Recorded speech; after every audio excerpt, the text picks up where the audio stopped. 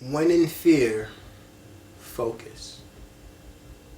We're not here to get stuck in the visions that we have in our heads. We're here to complete a mission, purpose. When in fear, focus on purpose. Answer the question, why am I here? And to answer that question, you can neither be in the past nor in the future. You have to truly be present. So when in fear, focus on purpose and become present. Because you have the ability to shape your life right now. Who do you want to be? What will your story tell? This all comes down to what you create. A choice. When in fear, focus on purpose, become present, and make a choice.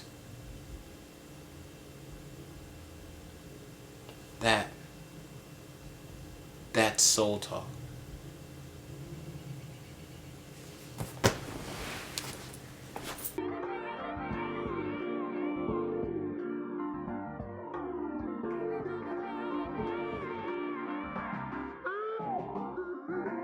So, sir, I would love for you to kind of share what, and I've read and your background. I've watched your videos.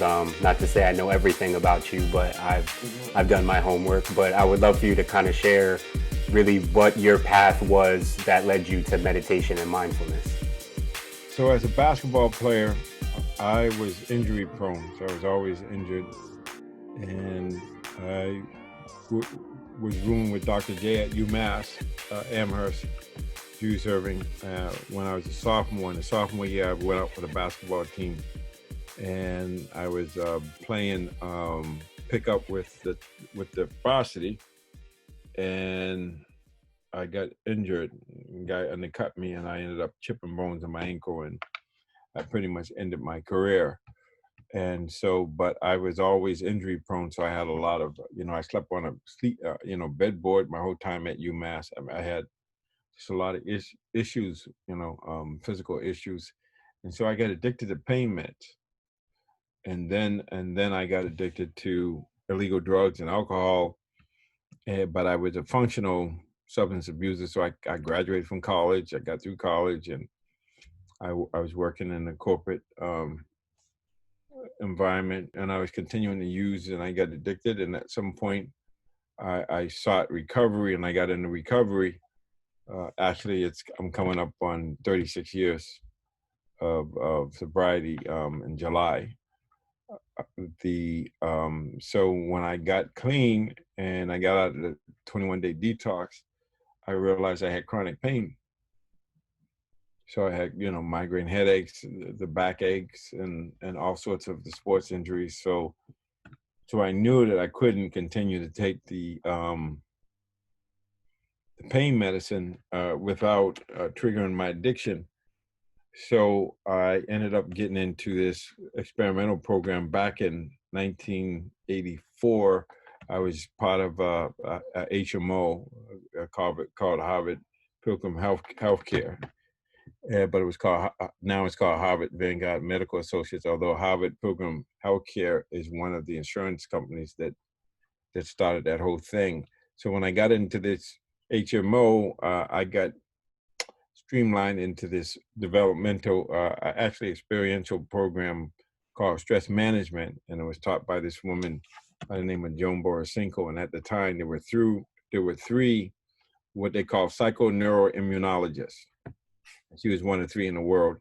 And so she was teaching me about the mind-body process. So I learned how to meditate and do yoga and encouraged to do Tai Chi. But the interesting thing is they had a syllabus of the course because it was really geared towards, it was fairly cutting edge, because it said, okay, you have a doctor, but you have to take responsibility for your healthcare. So you have to learn about yourself and be a partner with the doctor. You can't just go to the doctor and say, hey, cut it or give me a pill or whatever. So it was really probably, now that I look back on it right now, and it would be called lifestyle medicine. Or so I learned about the mind body process, and so that's how I got into meditation and mindfulness and tai chi and all of the modalities like yoga.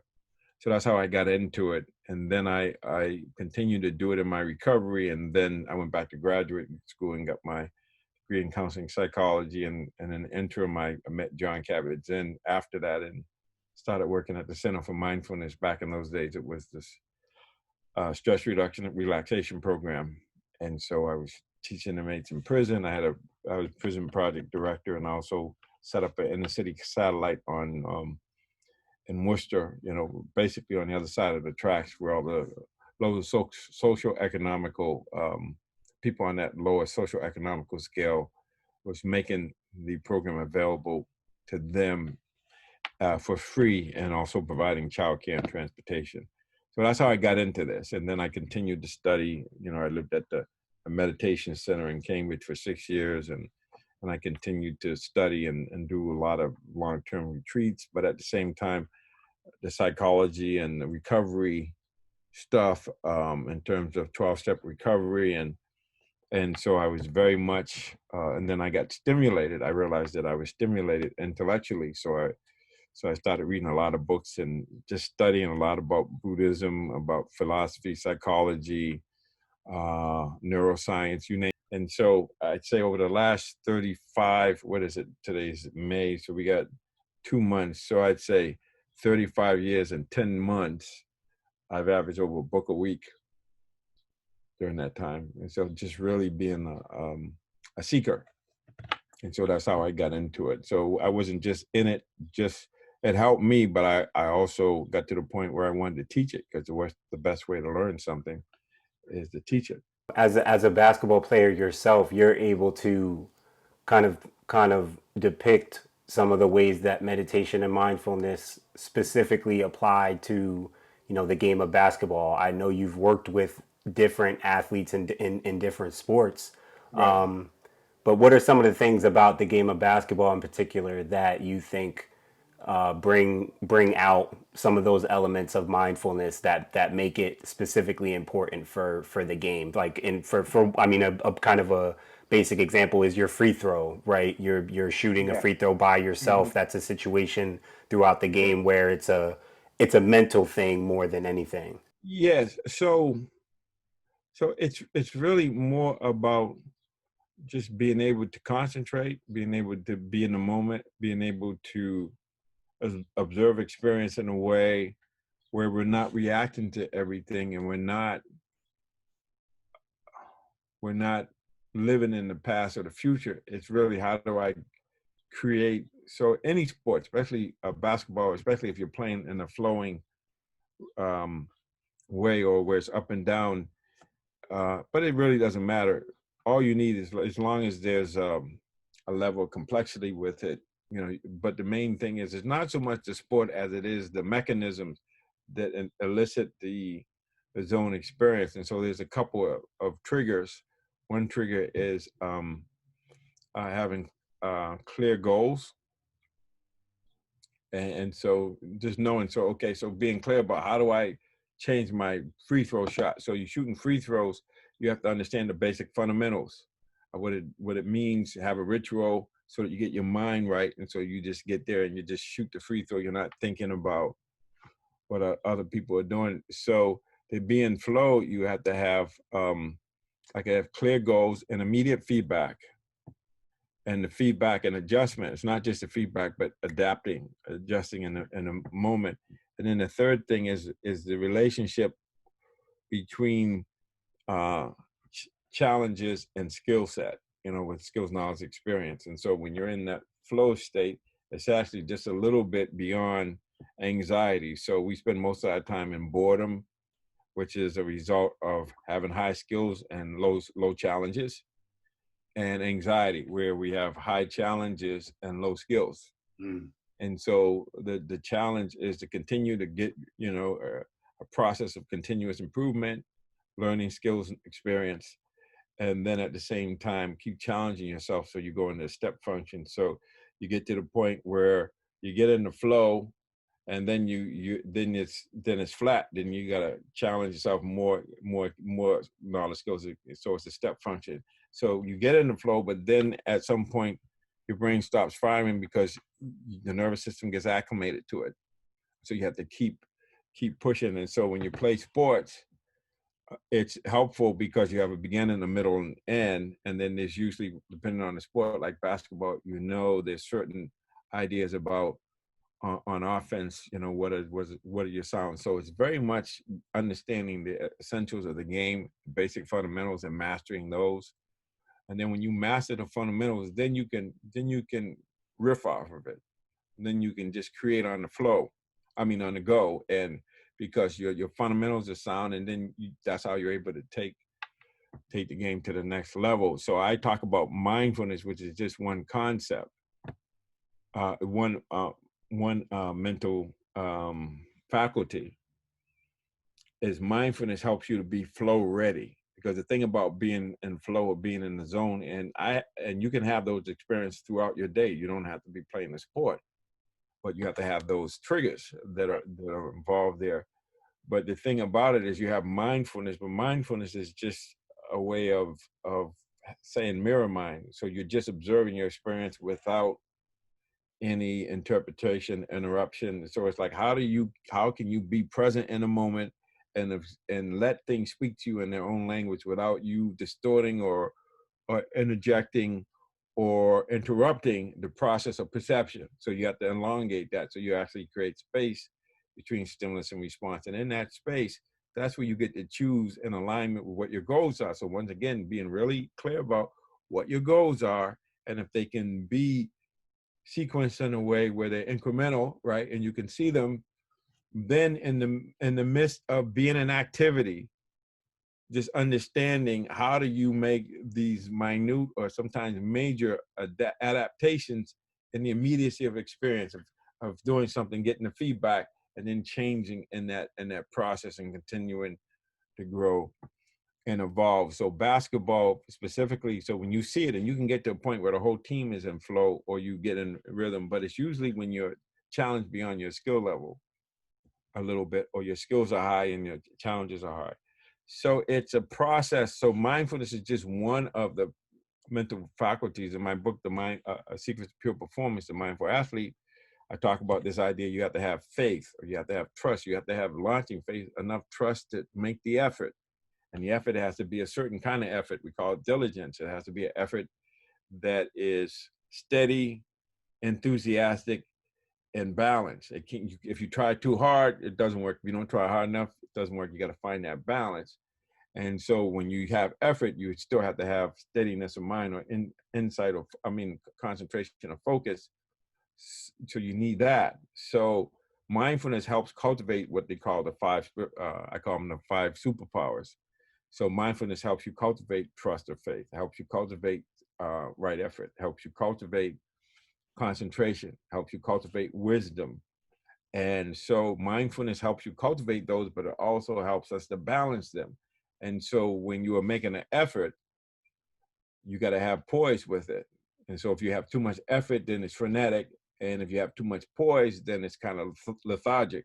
So mindfulness has to balance these energies and these qualities. So they're all always operating, helping the other qualities. But when you can distinguish between making the right effort, being mindful so that you continue to stay on task, then you develop some concentration. Then because you're there and you can see things as they evolve from the beginning, middle, and end, you develop some wisdom or some understanding of how do I do this? And then so you got to go in with a basic idea. So keeping it simple. So these qualities, even though people talk about mindfulness by itself is not enough, but those other spiritual faculties all work like five hands on a finger. Mindfulness being the crown or the heart of it. And so developing this, and you develop it, and it's interesting because you don't just develop it when you're being mindful and you're sitting and you're being quiet, or you're doing yoga, or you're doing Tai Chi. It's something that it's a state of mind that you bring into everything. So when you're dribbling, or when you're shooting, or even now when you're listening, can you listen in a way where you're letting what is being said speak to you in its own language instead of comparing it to what you already know? And so you keep repeating the past because you're not open to the future. But it takes a certain level of vulnerability or trust to be willing to be influenced. And so that's why if it wasn't easy, everybody would be doing it. So it's something, and it's different intensities and levels of it. So it's this idea of understanding. I had to learn how my mind body process works and how do I engage it in activity. So I would play pickup basketball, but I started doing Tai Chi sword and fan and other things. And then even when I teach, how you get to the point where you create those triggers where you have clear goals, immediate feedback, and then adaptability and adjusting to that. And then this challenge of being beyond your skill level. You have to, so there's a high state of arousal. So you have to get comfortable with being uncomfortable, and you have to push yourself out of your comfort zone consistently, continuously. Now that you're allowing your soul to talk, your mind is full of the energy. And that energy that you're listening to, you're speaking into existence the success or goal that you're aiming for. It sounds great, right? But just remember, you are going to be placed in the eye of the hurricane. But there's nothing to worry about because your mind is so full of the energy that you're listening to from the talk of your soul. Your success is just a thought to speak to. So don't allow what the external, or don't allow any energy that's not positive, that's going towards your goal, affect you. Because the more focused your energy is, the more focused your mind that's full of the energy from your soul, you're just surfing in the middle of the eye of the hurricane. It's all about balance. Remember, it's all about balance. So keep letting your soul talk, giving your mind full of energy, speaking your goals into existence to your success. And you want bad mother. I want to put together Michael and Kobe if we can. I saw you in episode 6 of The Last Dance, and then as I told you, I talked to John Celestin, who was with the Lakers in 2000, that first year that Phil Jackson was there, and he told a story about how. Well, first he said this guy came in, man, and taught us meditation and stuff, and then that was another sign. I said, oh man, I know that's him. I knew that was you. But he told a story about how like a week later he came to the arena early for a game, and Kobe was in there like doing stretching and in there early, and he was like really locked in. And he was he had told that story about how just Kobe really embraced it. And I know you had worked with Michael as well. So if you could kind of almost compare the two, or kind of just share like kind of what's similar about their mentalities. So obviously I work with MJ, and it's interesting because there's a lineage here where MJ would tell you he watched Dr. J play a lot, so his game came off Right. Right. He modeled it after those who came before him. So I say Dr. J. Then you had MJ, and then you had Kobe, who modeled his game after MJ. And so the thing that I noticed right away after working with MJ, then working with Kobe, was I used to say for a period of years, Kobe is the closest thing to MJ in terms of killer instinct and the pursuit of pursuit of excellence, or the will to succeed. Just an intensity, just really off the charts. The ability to weather discomfort, that sort of thing. And so then, at some point when he was playing for the Lakers, Kobe hurt this finger here, so he couldn't even hold a basketball. And he did not take a day off. He kept playing, changed his shot and everything, and still shot over 50% from the field. And that's when I said Kobe's in his own class. And so what they have in common is that they have this will to win, and it's almost like it's like an itch that, I mean, and they leave everything on the floor. I mean, they just push hard. I can give you stories of what their commitment level is to their sport. And so yeah, so I had that, and then I find out now, listening to Michael, that Michael took him under his wings way back when, because I remember when they were playing each other, and he was asking Michael, "How do you know the double team is coming?" And Michael told him, and so the amount of trust that Michael has in himself to actually share stuff with the young fella and not worry about stuff, because he you know, because I feel like I'm like that too. I share stuff, but by the time you learn what I'm teaching you, I'm like 3 levels beyond that, because I'm keeping it moving. Right. You know, I'm keeping it moving.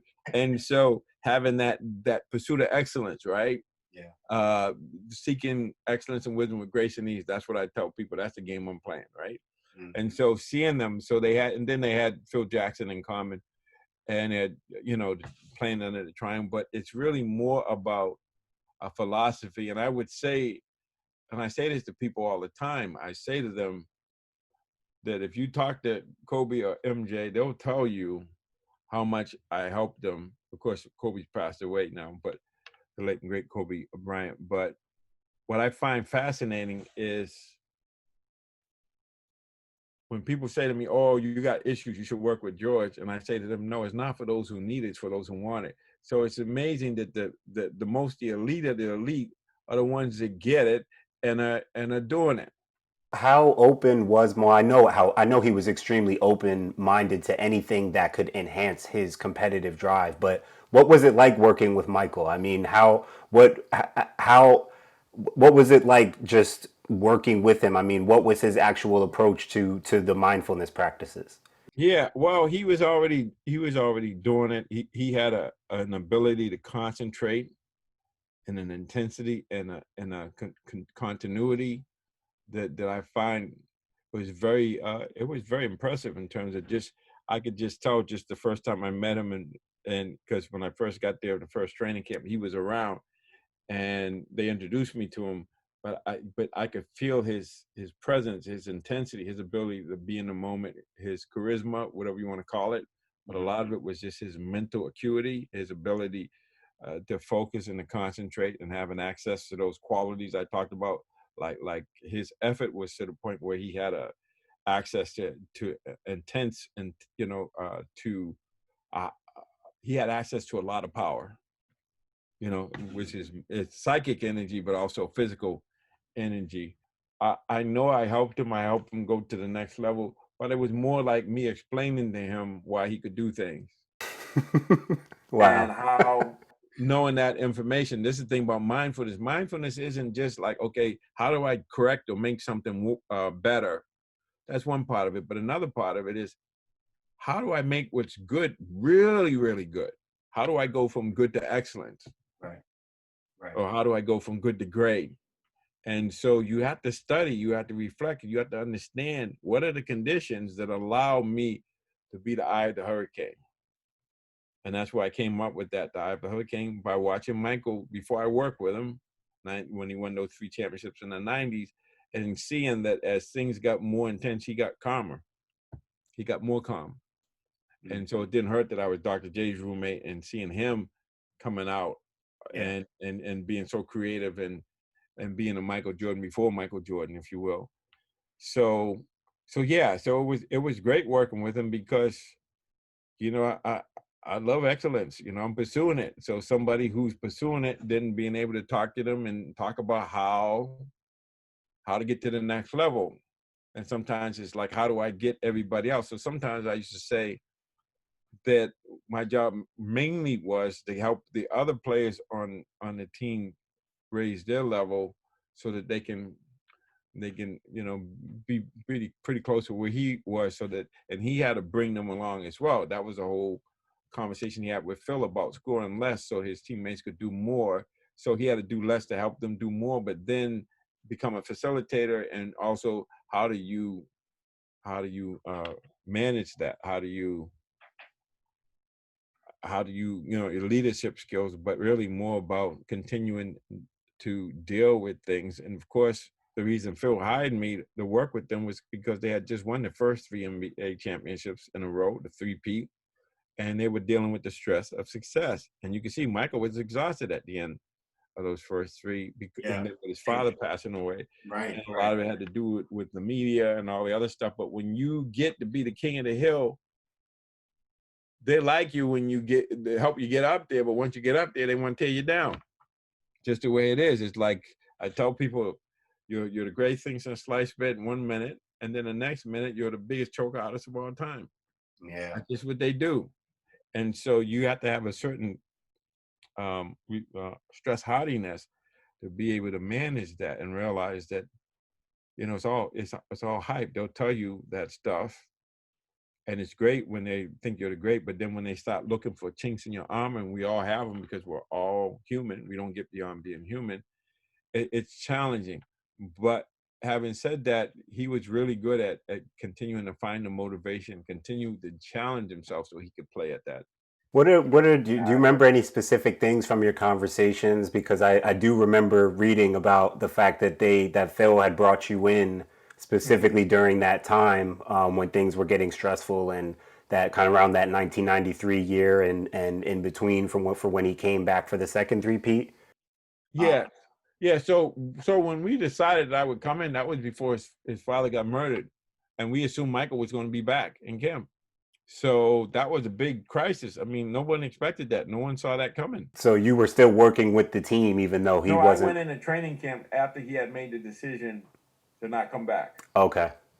To retire. And so when I went into training camp, it was a full-blown crisis. Right. Wow. And so that's when I came in and said, okay, fellas, it's a crisis, and crisis has two meanings. One meaning is danger, and the other meaning is opportunity. So I'm working in a stress reduction clinic, stress reduction expert. I'm the perfect person for that. And not to mention my experience being with Dr. J. So celebrity didn't affect me, and I've been around, you know, I had a lot of street cred when I went in there. Right. What keeps you in the zone? I'm curious. What is it? What kind of drives you now? I know it's probably. Yes. I have a charter, and my goal is to release the divine spark in each and every human being. So I think about that, and you know, I have a set of core values that are at the heart of who I am, like love, curiosity, truth, wisdom, integrity, selfless service, compassion, courage. That for which I can be counted on for is to be loving with a warrior spirit, with a serving and compassionate heart, pursuing excellence and wisdom with grace and ease. So that's a very challenging agenda, a charter that I have. And so there's always another level. And I'm always pushing myself. I won't say pushing, I'm flowing into higher and higher levels of wellness, higher and higher levels of performance.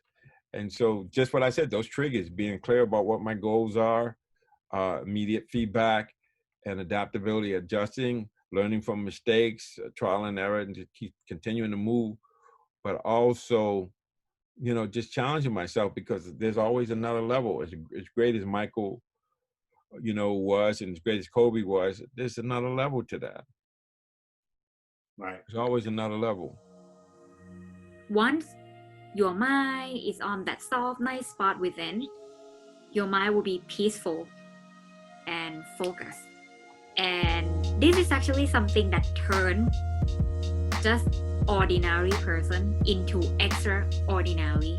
This is something that turns just a normal, like decent basketball player into Michael Jordan. In general, give me kind of an experience or something you've seen or been through that has really kind of affirmed for you just how powerful the mind can be. It's just interesting because this happened recently.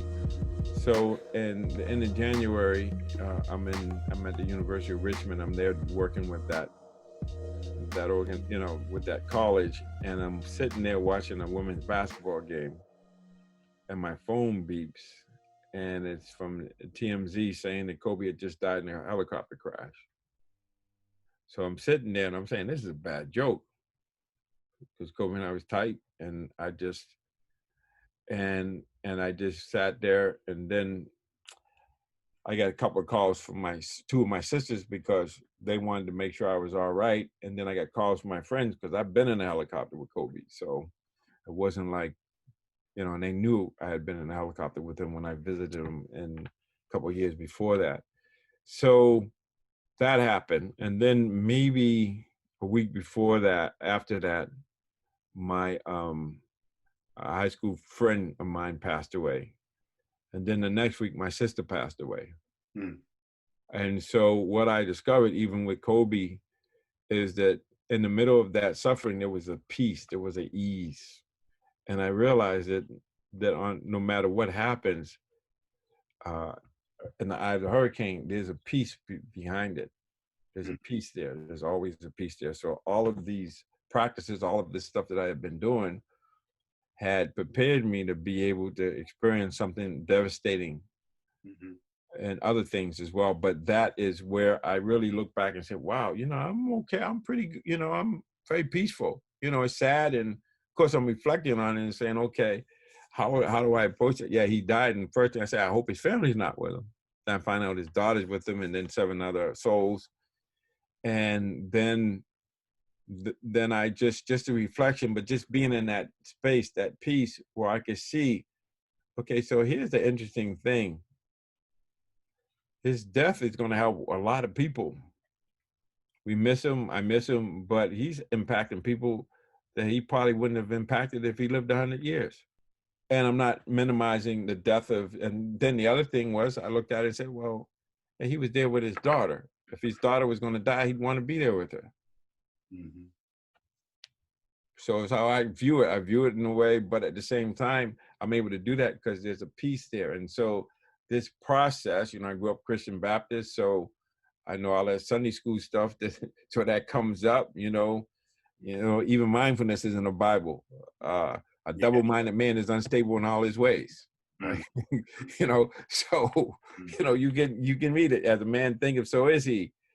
Seeking you shall find, asking and shall be given to you, knocking and she'll be open to you. So all of these things, so it's all about connecting the power, whatever we call it, Buddha consciousness, Christ consciousness,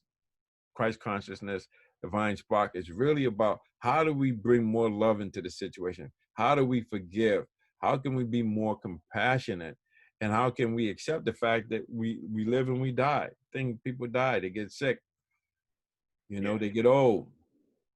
That's just what happened. And so to me, when you have a spiritual practice, when you connect with a power source, whether you call it God or whatever, you're able to overcome addictions. So overcoming my addictions and continuing to not just survive, but to thrive.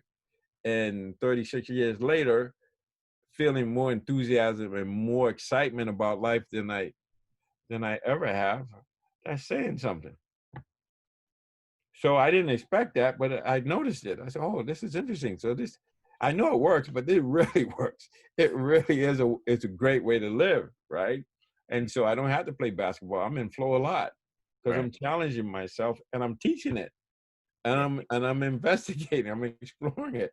That's what I love talking to people like you and other people in this series. And I've tried to stress that this is an area, this is a mindset, this is a mentality that anybody can embrace. I'm open about my desire to expose this information to the younger generation, who majority of them just see this as some fluffy duffy stuff, and they don't read it. Only a few of them who are not only curious about it, George, but willing to admit that they're curious, because kids are only interested in what's cool. If it's not somehow cool, it's not going to appeal to them. So but I appreciate you expressing that, because again, this is a lifestyle. It's not just about basketball. It's not about sports. It's not about, it's about a way of being. And the interesting thing is, for over 30 years, I was in a closet. Not minimizing what it means to be a closet, but I was people's secret weapon. They didn't want to talk about it. Didn't want to mention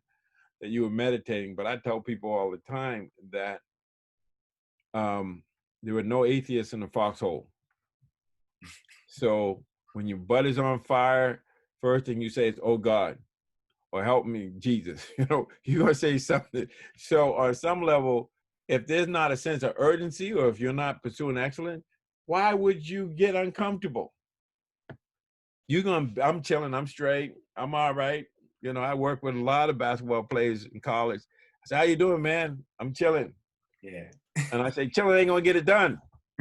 Chilling ain't gonna get it done. Ever. You won't ever be able to chill and achieve what you think you want to. Yeah, now there's a time to chill, and there's a time is a time they're willing to be chilling, but there's a time when you got to keep moving and keep getting comfortable with being uncomfortable. And so, without a sense of urgency, because with me, that's what happened to me. There's no way I would have got into this stuff unless my butt was on fire. I call it AOF, method of motivation, which is ass on fire. Right. That's what it comes down to, a sense of urgency. Well, now I don't need that one. I'm pursuing excellence and wisdom with grace and ease. So there's the joy of discovery. There's being on an adventure, being on a journey. It's joy now or never.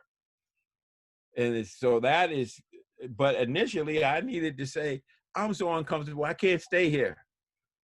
I can't leave and I can't go, but I'm leaving because I got to do something different. But stuff ain't working. And so I became open to it. So I get it. I was in college. They said, oh, meditate, do Tai Chi, do yoga, you know, get in an encountering group. And I'm saying, man, give me a 6-pack and get out of my face. You know, that was it. That's all I need. I have a little booze or, you know, whatever it is, and I'm straight. Yeah. Now leave me alone, man. You keep that lame stuff or that sissy stuff. You know, that was the way we looked at it. I'm just being honest.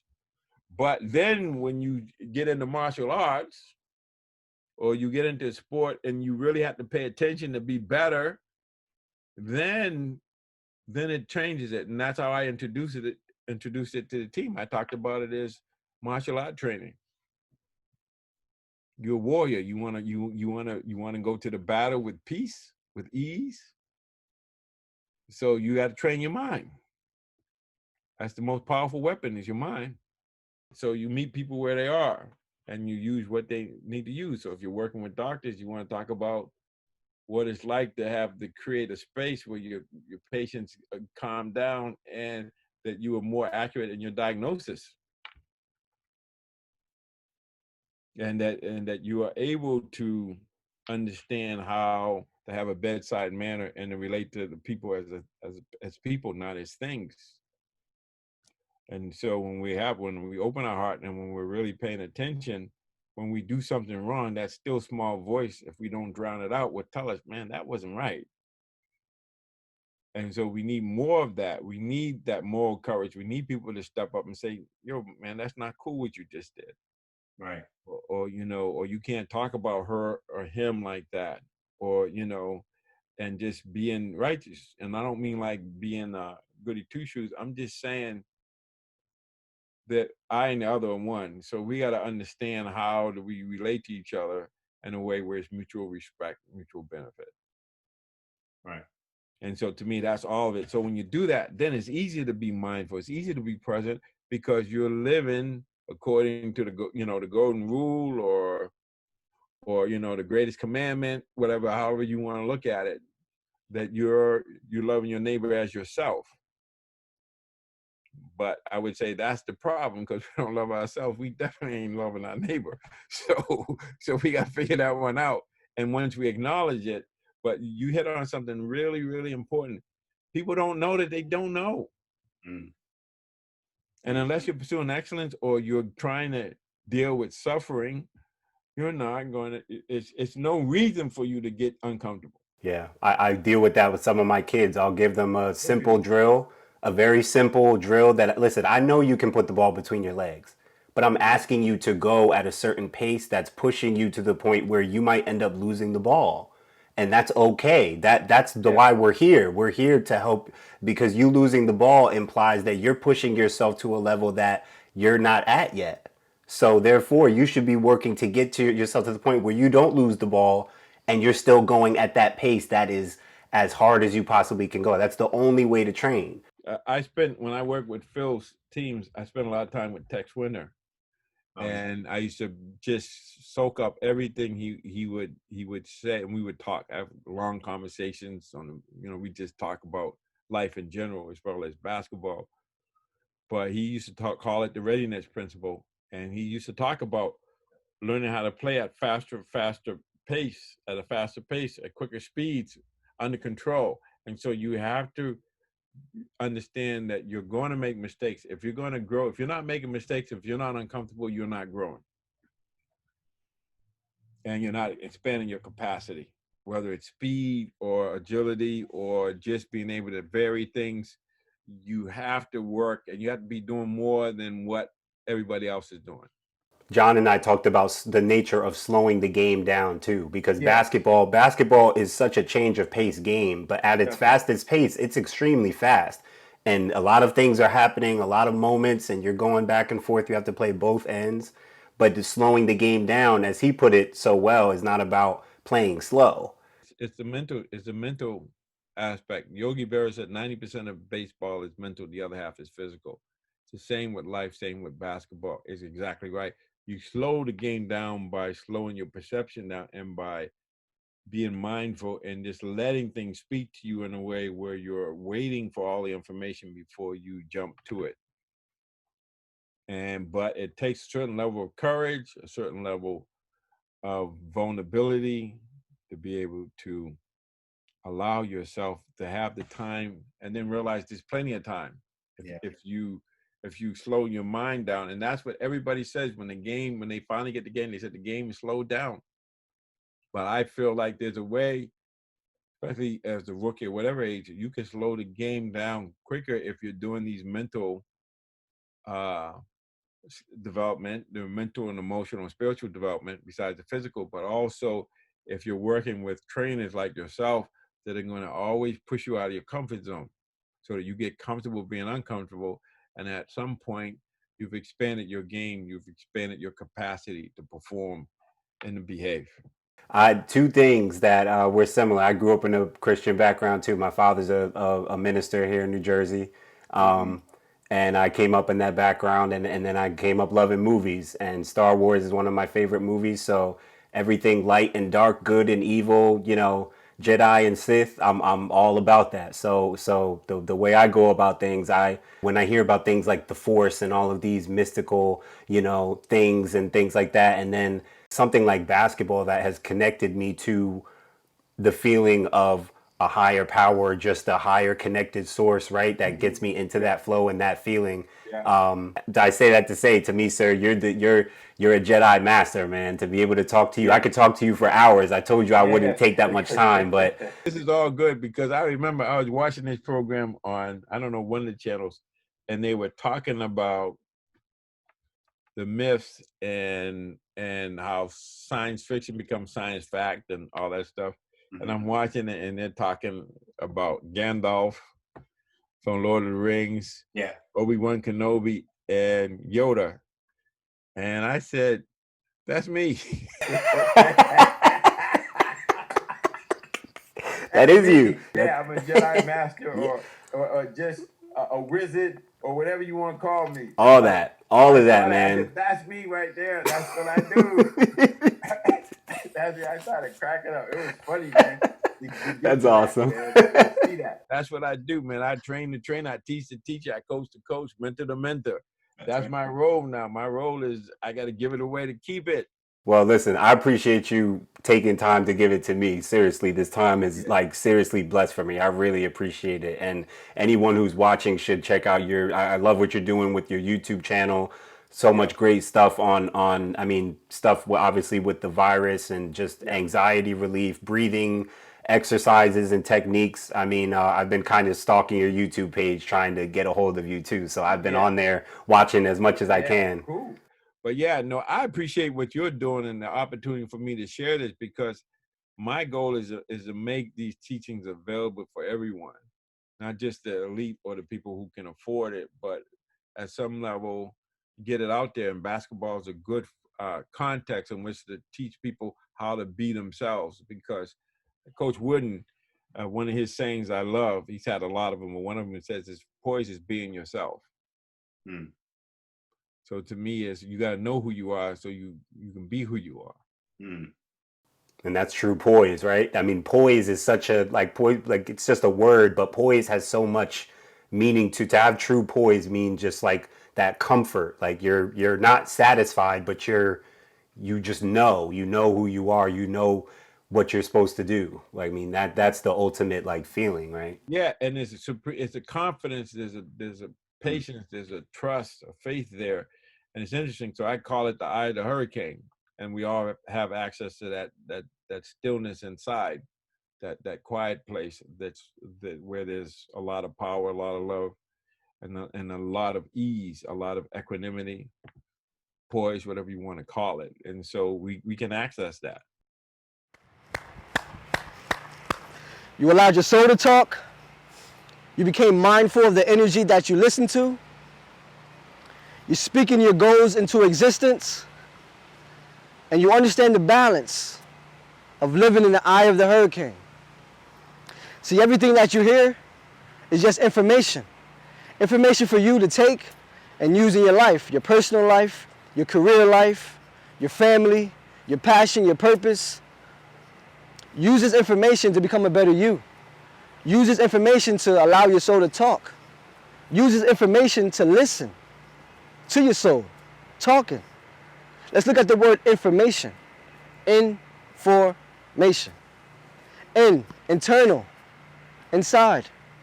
Form, creating. Nothing to something. Ation, a result of action.